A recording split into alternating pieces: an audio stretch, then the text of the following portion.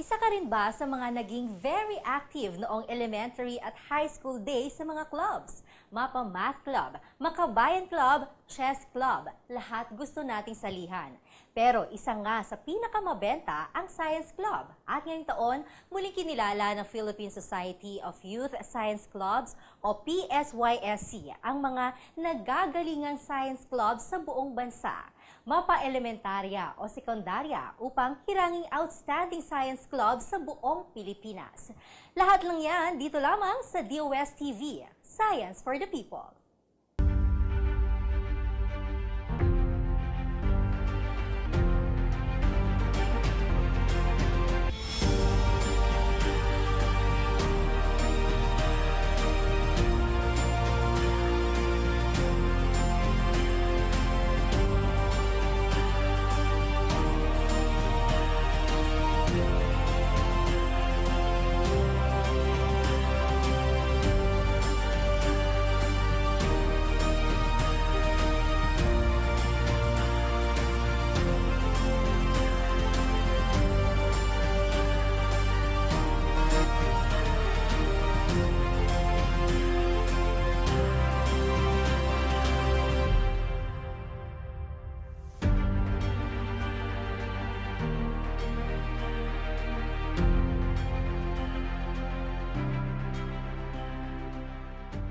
Sa PSYSC po, yung buong organization. So yung objective po niya is yung promote yung trust ng organization which is PSYSC. So public understanding of science, technology, and environment through its events. So isa po itong search convention sa events ng PSYSC.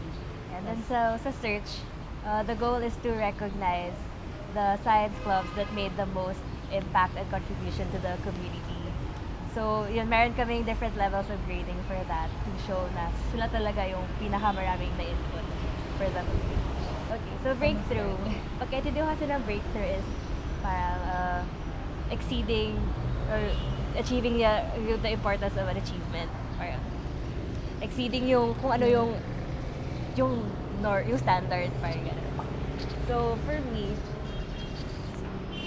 based sa projects ng participants, parang compare ko sa last year, parang our goal is to make them see na kaya pa nilang magawa ng more para makakontribute sa community. Parang, if they think ganito na yung pinakamakaya nila, kaya pa nila mag-exceed.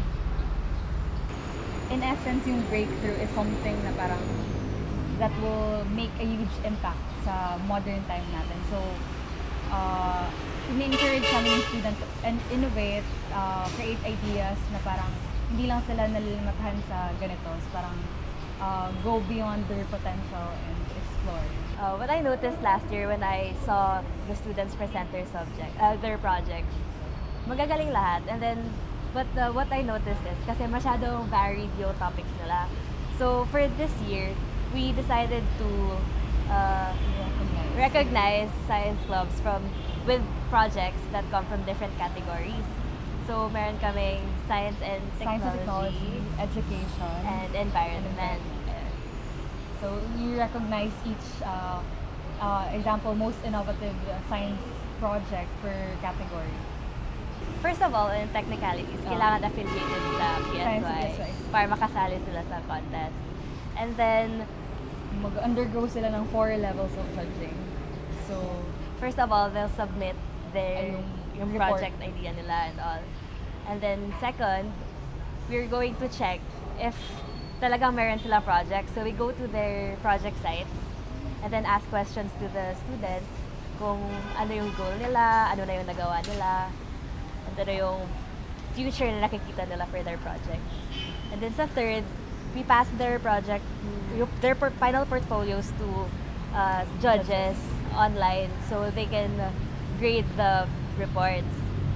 And then finally, so mag-announce kami ng top dyan, finalists. And then that's when they go here sa convention to defend their project. So, basically, kailangan may science and technology projects sila. Kailangan nila makipag-coordinate with multi-sectoral offices. Tapos, Besides the project, they also have to conduct STE activities, so science, technology, and environmental activities that contribute to the community. we would like to express our sincerest gratitude to DOST.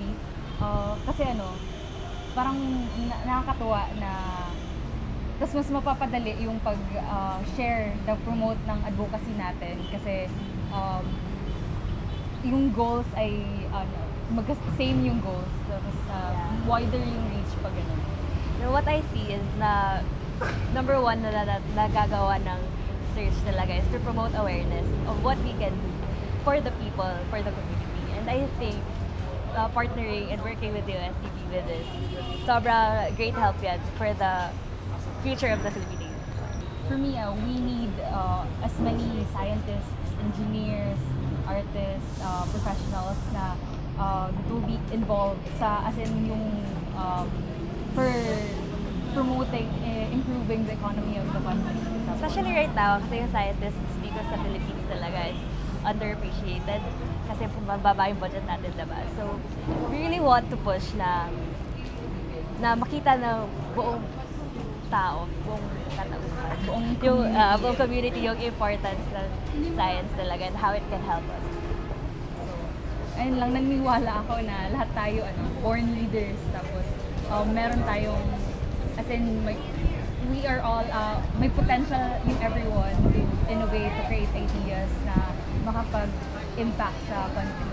I really think awareness plays a big role talaga on how we start contributing talaga to our passion for that. Lagi sinasabi ng PSYSC na, just keep the fire of science loving burning.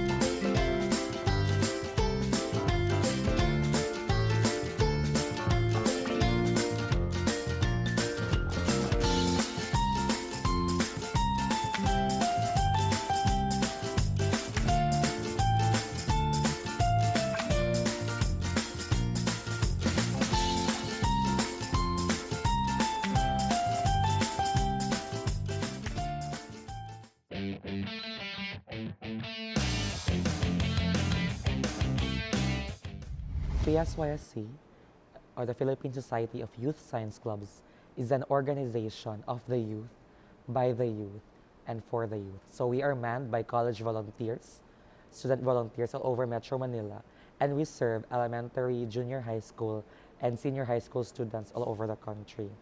So PSYSC's role sa mga kabataan sa panahon ngayon is kami yung nag-i-inspire, nag-i-empower, and nag-mobilize ng youth na mas maging proactive sa contribution nila sa Filipino society through science, technology, and environment. So, what we want to do is gusto namin sila i-empower na may ambag sila, may serbisyo sila para sa Pilipinas. Kasi in the end, yung youth yung mag-i-inherit ng country natin. Siguro Filipino youth yung pinag-e-effortan or focus ng efforts ng PSYSC kasi doon kami pinaka nakakita ng potential sa Filipino youth. when we see so much potential in the future generation, we invest in it. And that's what we've been doing for the past 47 years. PSYSC has a lot of events actually. We have actually six main national events, and we have little events then. So yung main, different kasi sila ng goals ang per event. So we have 2 science camps, one for high school students every July, and one for elementary students every December. So yung goal nun is mas ma-appreciate ng students yung science more, na learning beyond the classrooms, yun yung point. Yung second namin event is the Leadership Training Seminar. It's a National Leadership Training Seminar for high school students. And yung goal naman nun is to develop the future leaders of our generation. Yung pang-apat na event is a STEM Expo 2018. Yung goal naman nun is to foster a culture of innovation and research among the youth. Especially nowadays natin na mas proactive na tayo sa science. Gusto natin na nagde-develop din ng innovations para sa Filipino society din. And yung last, yung Search for the Most Outstanding Science Club. Ito yung event ng PSYSC na nag-focus sa socio-civic na part. Ito yung, ano nga ba yung relevance ng science clubbing movement? Ano yung impact ng science clubbing movement sa communities na kung saan sila naroon? And that's what we're doing today. We're recognizing, awarding those science clubs who have made an impact to their communities. So our next event is in July. That's the National Youth Science, Technology, and Environment Summer Camp, or JUST Camp, and the National Leadership Training Seminar. Magkasabay sila together na event. So when I became part of the organization, I really became in love of what we do, how we do it, and why we do it. So as a president, I envision PSYSC in the future years to be bigger than who we are now. Actually, in 2021, we will be celebrating our 50th anniversary, and that will be a really huge milestone for us. So I envision PSYSC in the next years to be really fostering and developing a network of all the science clubs in the Philippines. Kasi right now, yung mga science clubs natin, hindi pa lahat empowered, hindi pa lahat na-reach ng PSYSC. What we can only reach is those na send namin ng LBC or na-reach namin through social media or through word of mouth. Yung mga science clubs na sa mga remote areas ng country. And especially to those schools na wala pang science clubs. So, to empower science clubs and to establish science clubs where there is none. And what I envision to be in the next years is that we'll be able to collaborate with more organizations, with more agencies, to create a collaborative effort on how we can improve the state of science clubbing in the country. So that, among many others. We are really very thankful for DOST. I think the motto of DOST TV is science for the people. And we really believe in that too. So that's why we work hand in hand together kasi talagang there is a match sa gusto nating mangyari, gusto nating ma-achieve sa Pilipinas. So we're very thankful for DOST and we hope to see more collaborations in the next projects and in the next events of PSYSC para mas wider pa yung reach natin, mas wider pa yung kaya nating abutin sa mga thrust natin as an organization.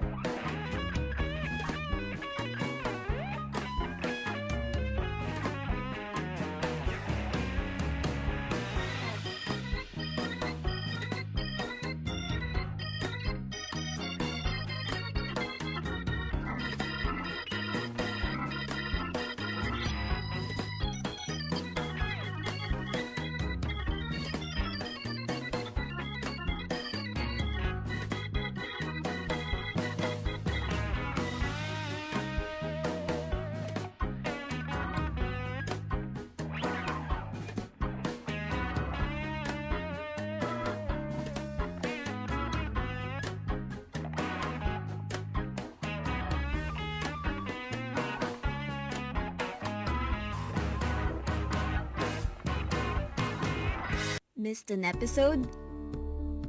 Want to try Pinoy recipe? Or check today's weather? Or perhaps just be amazed at events, people, and places of science, technology, and innovation. Get them all here via the DOSTv app.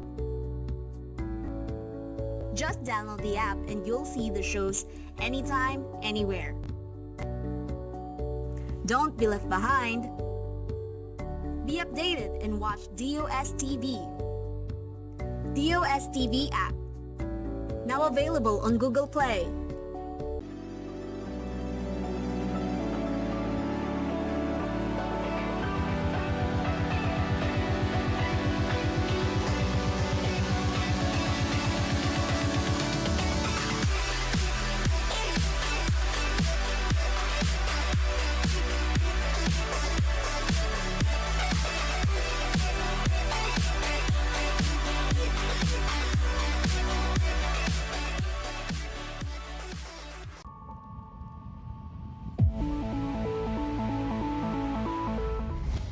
Magandang araw ho sa lahat ng ating mga kababayan. Sa kasalukuyan ay wala tayong minomonitor na bagyo o weather disturbance sa loob po ng ating area of responsibility at wala rin ho tayong inaasahang mabubuong tropical cyclone at least in the next 2 to 3 days po sa loob po ng ating area of responsibility.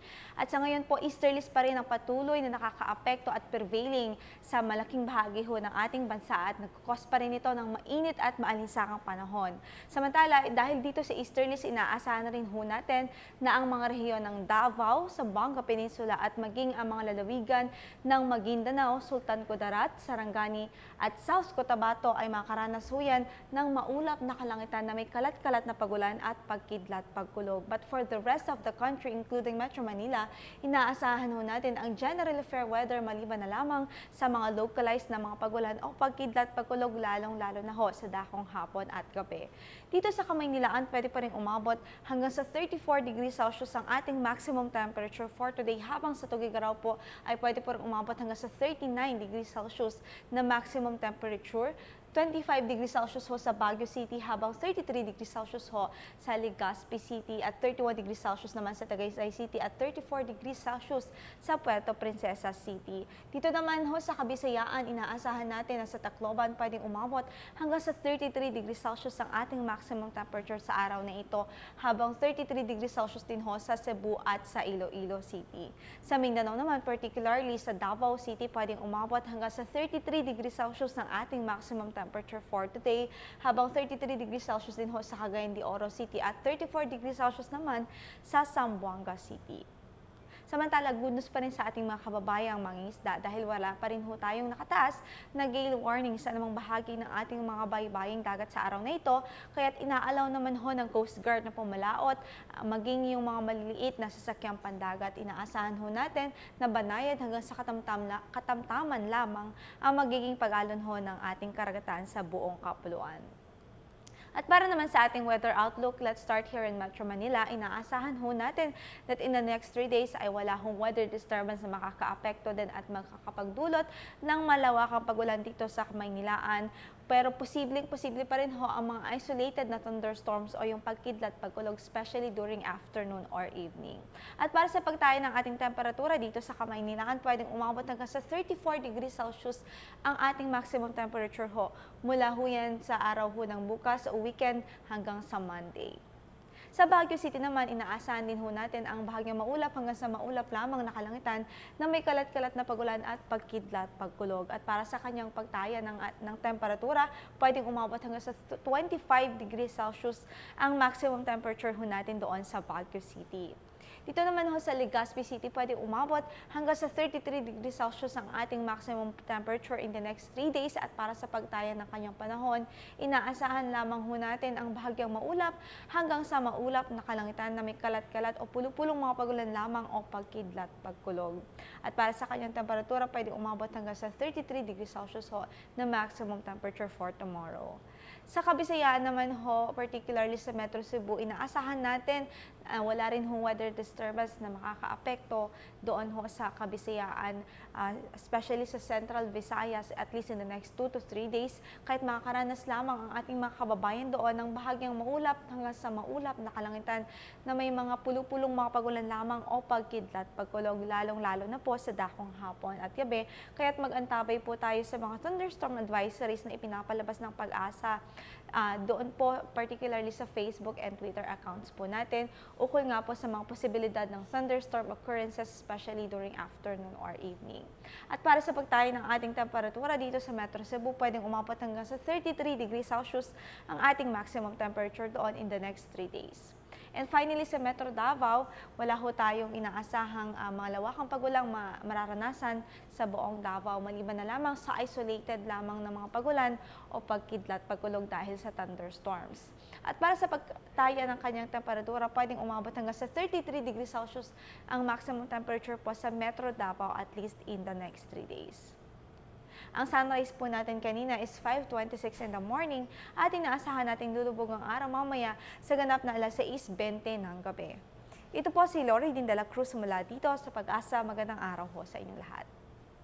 DOSTv would like to thank Filipino Creazione de Mano Incorporated. Visit their showroom at ground floor lobby, PSMBFI Building, 318 Santolan Road, West Crame, San Juan City. SciTev, the world's leading source of reliable and authoritative news, views, and analysis on information about science and technology for global development. Visit their website at www.scidev.net. Dahil sa kabataang aktibo sa paaralan, hindi na tayo mangangamba pa para sa ating kinabukasan. Salamat sa pagsama sa amin ngayong araw dito sa programang Siyensya at Teknolohiya ang laging sentro ng talakayan. Ako po si Jel Miranda at ito po ang DOSTv Science for the People.